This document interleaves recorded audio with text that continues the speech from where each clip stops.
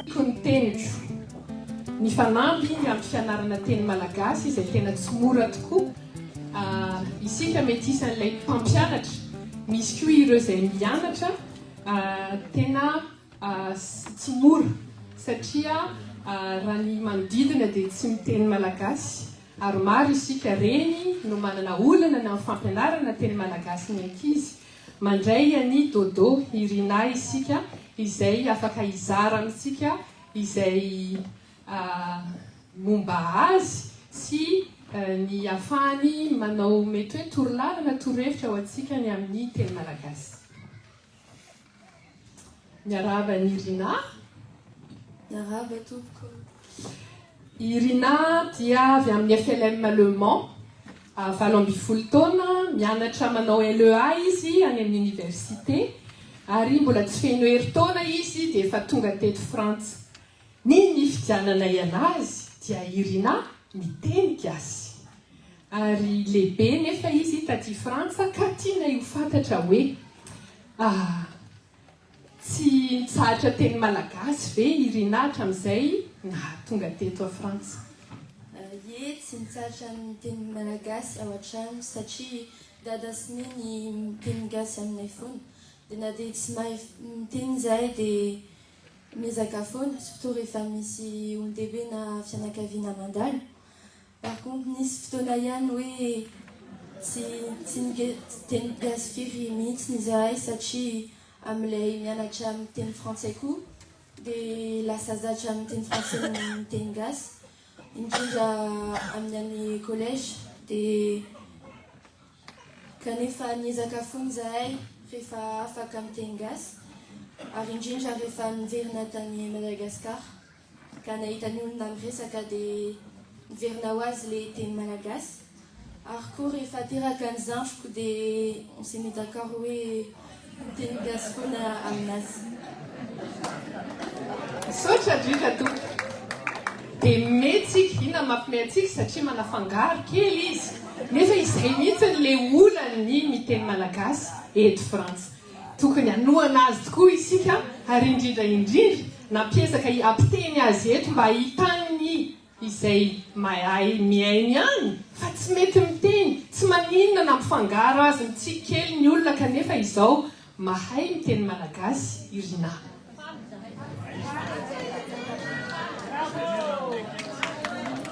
Dia misy sehatra hafa ve Irina ampiasan'ny Irina teny malagasy teo amin'ny tokantrano, teo amin'ny fianakaviana ozy Irina rehefa mandeha manao vakansa any Madagasikara dia misy sehatra hafa ve? Ie, miteny gasy any am-piangonana, indrindra amin'ny sikolahady, miaraka amin'ny mpampianatra na amin'ny KTLM, na koa miaraka amin'ny namako izay surtout rehefa tsy tianay ho fantatry ny olona ny zavatra ampiasan'ny. Hitanareo ny fanamby amin'ny teny malagasy? Tsika reny koa hoe tsy efa le hoe mahita anay ianao rehefa tonga any an-trano. Mampiasa fitaovana ve tsy fantatro hoe boky na application na tsy fantatro amin'ilay fianarana teny malagasy na fampiasana ny teny malagasy amin'ny andavanandro? Mampiasa fitaovana za amin'ny famaky baiboly voalohany indrindra na rehefa mamorona hira indraindray ataoko amin'ny teny gasy ary mihaino hira gasy koa za indrindra ny hira amin'ny firana izay misy tononkira mora azo ary justement ny hira amin'ny firana misy haiko tsy anjery mihitsy satria averina isaka ny alahady any am-piangonana. Saotra indrindra tompoko. Aiza zany ny tena ianarana teny malagasy ho antsika reny eto amin'ny FDL? Ao amin'ny baiboly, ao amin'ny firana, betsaka rehefa manana fitaovana be zany tsika tena vonona fa dia mila ampiasainy dia ampiasao koa tokantrano ny firana ary tsy nilazaina teo fa dia voalazany Irina fa mamorona hira koa izy dia ataony amin'ny teny malagasy. Inona no hoe torolalana azo ampitaina amin'ny ray aman-dreny mitaiza satria ny ray aman-dreny zao no tena mahazo tsara ny resaka eto. Inona no mety hoe torolalana azo Irina ampitaina amin'ny ray aman-dreny ny mitaiza ny zanany aty andafy na elo teo hoe misy ohatra hoe napetrakareo zao amin'ny fianakaviana tonga ny zandriny irina dia misy hoe ahoana ny nataonareo? Dadasiny dia nisisikanay ankizy hiteny gasy foana ka afanay nizatra amin'izany ary nisy fotoana tsy tianay ny amaly amin'ny teny gasy raha misy akamoana raha tsy te hiteny fotsy nefa nampirisika foana zareo ary rehefa nitondranay any Madagasikara dia ohatran'ny teniko teo hoe lasa te hiteny bebe kokoa, lasa te miresaka amin'ny olona, meme miaraka amin'ny olona dia izay ka za mahita hoe ny zava-dehibe dia mazoto mampianatra ny ankizy ny teny gasy ary tsy maintsy maharitra mampirisika an'zareo foana hiteny na dia sarotra amin'ny voalohany na dia tsy mahasazy zareo na dia misalasala surtout raha zatra ny teny français dia mila mizatra ny teny gasy koa zareo. Par exemple afaka mametraka hoe amin'izao andro zao na amin'izao ora izao no iresantsika amin'ny teny gasy par exemple amin'ny sakafo mandritra ny sakafo na afaka mipropose jeu aussi ho an'ny ankizy mba ahafahan'ny zareo miteny gasy fa amin'ny kilalao izay tiany zareo. So ohatrany indrindra tompoko ny tena ohatrany hoe azo raisina dia le hoe mila maharitra sy miezaka ary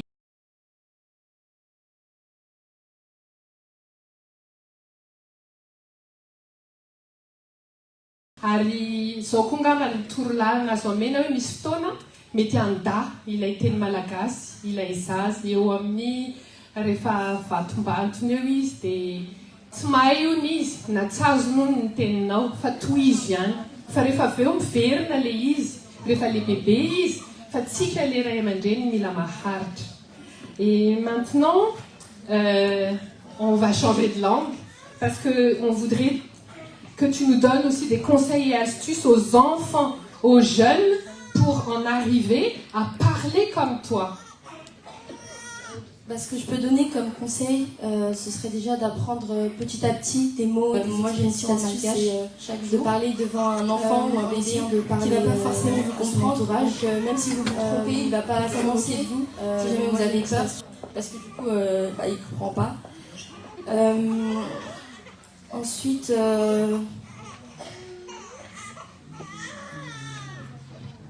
peux aussi donner comme conseil, c'est de chanter les chants malgaches du Firan et en essayant de comprendre les paroles. Comme j'ai dit tout à l'heure, les paroles sont assez simples à comprendre. Et aussi de prier et parler à Dieu en malgache. Moi j'ai toujours prié en français quand je priais, mais petit à petit j'ai commencé à faire du français malgache et un peu plus du malgache quand je prie et quand je parle avec Dieu. Aussi les versets de la Bible, des versets qu'on connaît en malgache, on pourrait les traduire qu'on connaît en français, on pourrait traduire en malgache pour qu'on assimile du nouveau vocabulaire. Et le plus important, c'est d'oser parler malgache, de ne pas avoir peur de faire des erreurs. Et un petit dernier conseil, ce serait peut-être de ne pas trop s'habituer aux traductions des tourtées ou des enseignements. Ça ne veut pas dire tout arrêter, mais petit à petit s'en détacher. Essayer quand on entend un mot, on se dit c'est toujours le même, et puis au fur et à mesure, on apprendra ce mot et on saura parler petit à petit. De n'écouter d'une oreille alors, peut-être. Est-ce que tu rencontres des difficultés? Parce que, il faut avouer, c'est pas facile. Le malgache, en plus, c'est vraiment pas facile quand on a été vraiment habitué à toujours parler français, quand on a appris le français comme langue maternelle. Oui, forcément. Là, par exemple, j'utilise quand même du français quand je parle malgache. Parfois, j'arrive pas à comprendre entièrement les tourtines des pastours, mais je comprends l'essentiel, donc c'est déjà ça. Et au contraire, le fait de découvrir de nouveaux mots et de nouvelles façons de parler, ça permet de se familiariser avec la langue et comprendre ne serait-ce qu'un petit bout de mots ou d'expressions, c'est déjà un grand début et c'est avec le temps que ça se fera. Inona ny toeran'ny finoana ao amin'ny toeran'ny teny malagasy ao amin'ny finoana Irina?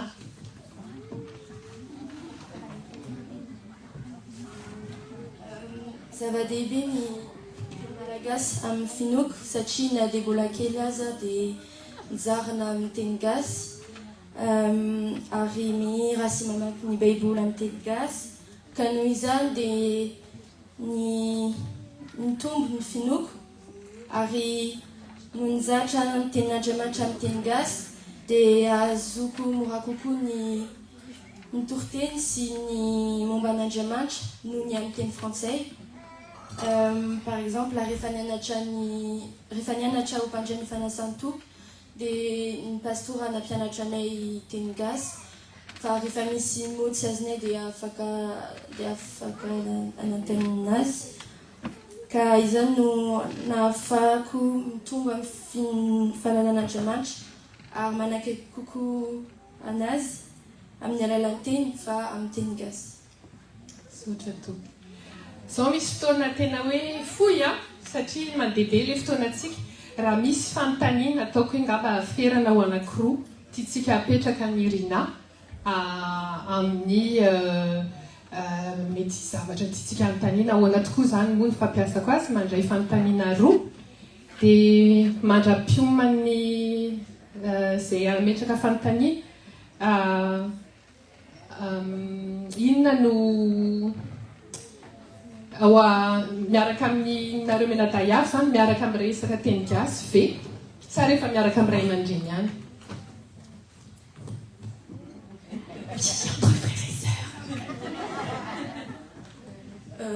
Ie indraindray ny teny malagasy miaraka amin'ny frère et sœur ako fa ny français no tena resanay. Misy fanontaniana ve? Eny tompoko. Oui, c'est ça. Est-ce que c'est toi qui as aimé apprendre le malgache ou c'est la volonté des parents? C'est juste...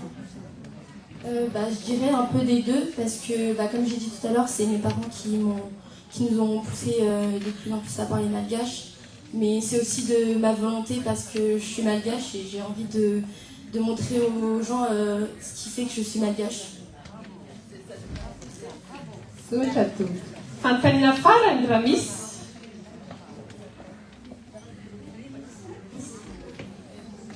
Fanontaniana ny avy amin'ny teny aho. Hoy le zafikelyko ray zay. Comme mémé zany hoe zany nianatra français tamin'ny mbola kely fa izaho rehefa lehibe very ka tsy meko tsiny ny zaka na tsy mahay aza fa tsara ihany amporosiny izy fa hiteny gasy fa raha samy amiko dia raha tokoteny frantsay io le devery aho. Sotra tompo. Sotra toko. Hoe tsy fanontaniana hono dia tena hoe farany satria hitantsika fa mbola misy vehivavy hafa tiantsika ho asaina hoe nohina ny tiany ampitaina amintsika dia farany izany ty fanontaniana ity. Ia, misaotra an'i Jesosy, misaotra betsaka ny Irina nanaiky ny vavolombelona amin'izao teny gasy zao. Hitako mihitsy na kely an'i Irina efa ilainy zahay fa hitako mihitsy ny ezaka nataon'ny Irina ny famille Dodo amin'ny fianarana teny gasy. Dia misaotra an'i Jesosy tompoko. Bonne continuation. Bravo Irina. Mifona tompoko fa hitantsika fa mbola mety hotohizantsika ity kolanoatra ny Irina ity rubrique ity amin'ny manaraka fa mentsika ny Irina ny teny farany. Est-ce que tu as un petit mot de la fin pour nous? Ny tiako tenenina farany dia ohatrany naveriko teo dia ny miezaka amin'ny teny malagasy isan'andro ny zava-dehibe ary na dia misy foana ny diso dia ohatranahy dia tsy tokony manakana antsika tsy miteny satria ny manadiso sy mianatra no mampitombo ny fahalalantsika ny teny gasy. Donc en français, ce que je voulais dire, c'est que le plus important, c'est de s'exercer, de pratiquer la langue malgache tous les jours avec ses parents, ses frères et sœurs, ses amis à l'église. Et il y aura peut-être des erreurs, comme moi, mais ça ne devrait pas nous bloquer ou nous empêcher de parler, car justement c'est le but de faire des erreurs pour réussir. Et tant que la personne en face a compris ce que vous vouliez dire, bah, c'est déjà un grand pas dans l'apprentissage de la langue malgache. Sotra indrindra tompoko, misaotra ny Irina.